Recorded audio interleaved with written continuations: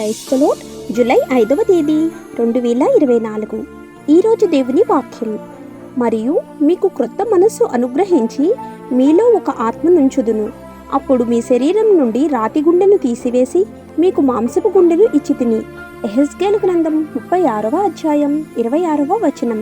ప్రియమైన సహోదరి సహోదరులారా, ప్రభువు తన దయతో తన నూతన నిబంధనను బట్టి వారి క్రొత్త హృదయాన్ని ఇస్తానని వాగ్దానం చేశాడు. పాపం చేయని మధ్యవర్తి చిందించిన రక్తం ద్వారా వారి హృదయాన్ని శుద్ధి చేస్తానని, వారి అంతర్గత ఆత్మను శుద్ధి చేస్తానని వాగ్దానం చేశాడు. నేను మీకు కొత్త హృదయాన్ని ఇస్తాను, మీలో కొత్త ఆత్మని ఉంచుతాను అనేది దేవుడు తన ప్రజలకు చేసిన వాగ్దానం.